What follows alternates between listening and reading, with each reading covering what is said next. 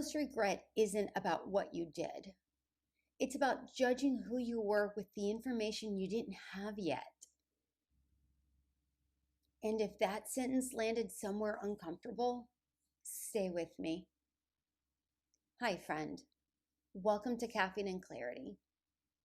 This episode is for the quiet moments, the ones that really don't announce themselves, the moments that catch you off guard when you're driving with no music on, folding laundry, washing your face, and pausing a second longer than usual.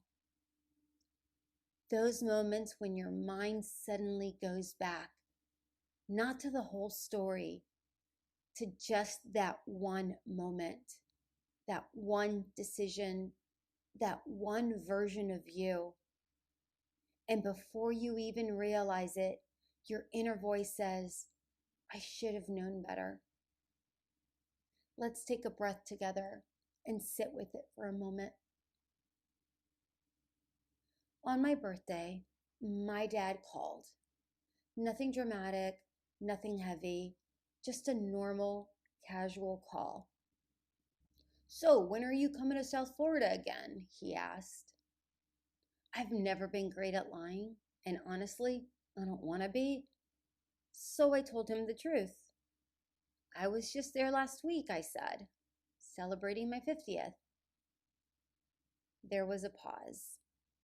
Not awkward, just quiet. Then we moved on.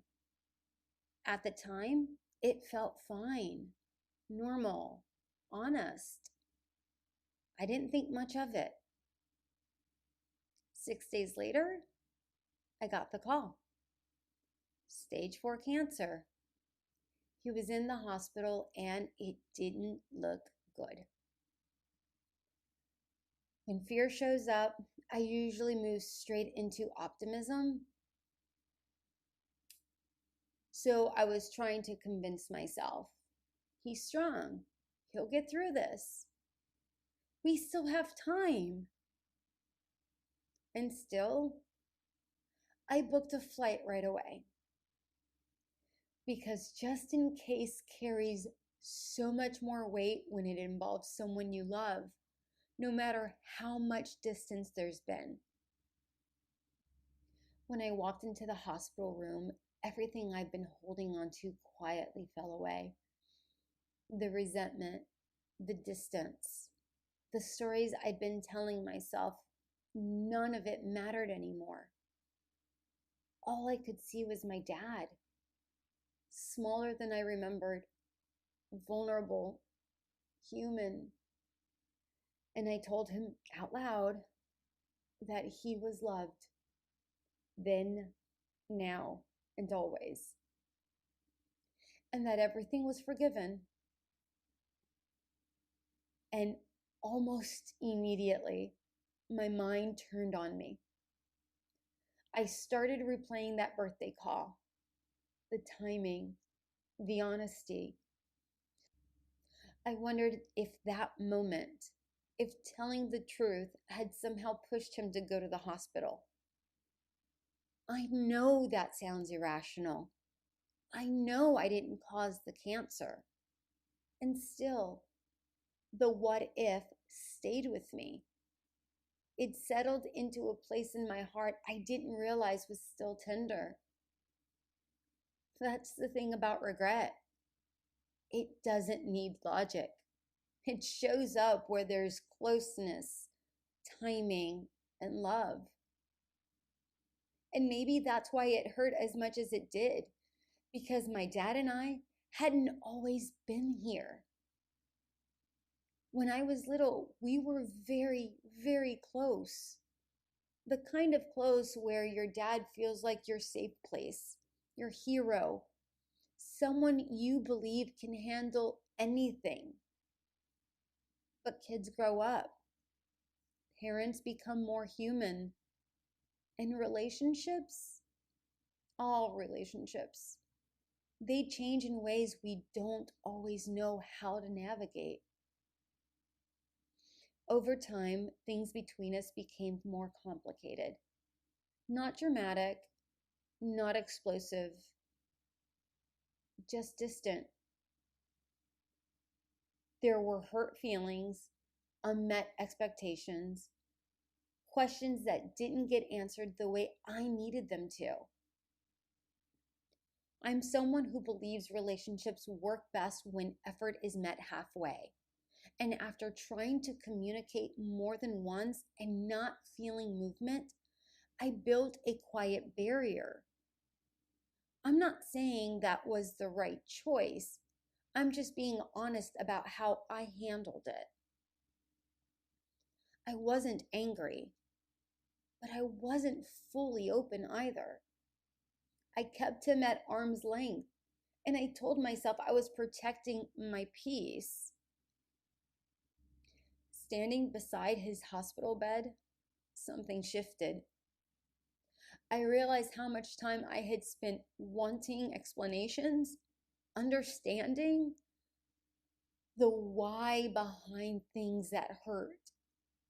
And at the time, I thought that was grace because I believed that if I could understand the reason, I could make sense of the pain. I thought grace meant staying in the conversation, asking hard questions, and waiting for accountability before letting myself soften. I told myself that wanting clarity was being fair. What I didn't see was that grace isn't always about understanding the reason. Sometimes it's about letting go of the need for one. And in that room, I also realized I hadn't considered how hard it might have been for him to feel weak or wrong in front of the one person who once saw him as unbreakable. I wanted accountability. What he may have needed was safety. I'll never really know. I'm grateful for friends who know how to speak gently to me when it matters most. During this time, one of them shared something with me, not as advice, just as a perspective. She helped me see that even if I had found some peace, it didn't mean he had. And that forgiveness, given freely and without conditions, could still matter. Not because it was owed, but because it might bring comfort. I don't remember her exact words. I was overwhelmed. Grief, tears, and understanding all mixed together. It was a big blur. But the message remained. Grace isn't forgiveness earned. Grace is forgiveness given. So if you're holding on to something from the past, an old hurt, or the distance you created to protect yourself, maybe this is a moment to pause with that. And if the person you're still thinking about is still here, and there's even a small part of you that still cares, maybe there's still room to reach out. Not to fix everything, not to reopen old wounds. Maybe it's as simple as a phone call, talking about nothing important, letting things soften a little over time. Sometimes grace doesn't come all at once. Sometimes it starts small, and when it does, it becomes a gift for them and for you. That lesson came the day before my dad passed. And yes, I regret that it took so long. I regret the years of distance, the sharp words I chose at times, the grace I held back while waiting for the answers. But I also know this. I did what I felt was right with the information I had at the time. And when regret comes back, because it still does, I try to offer myself the same grace. So let me ask you something. Is there a moment you replay now that you know how the story turned out? A version of yourself you judged with information you didn't have then? If that version of you were sitting across from you right now, would you speak to them the same way you do in your head? Or would you soften your voice even a little?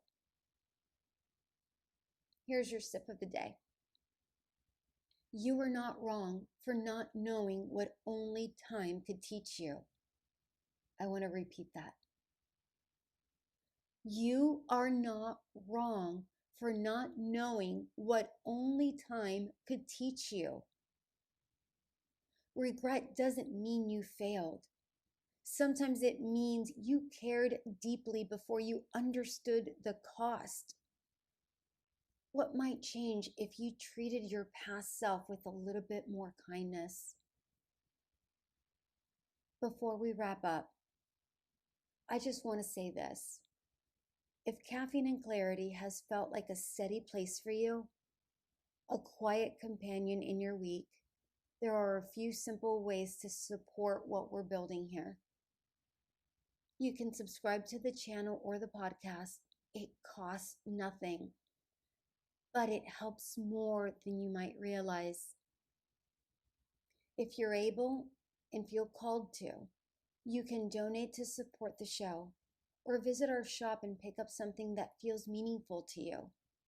There's no pressure ever, just gratitude for being here, for listening, and for helping this space continue to exist for the moments when it's needed.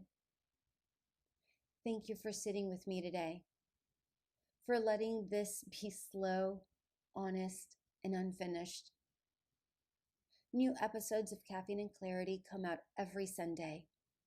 Until then, be gentle with the version of you who was doing the best that they could. I'll meet you back here real soon.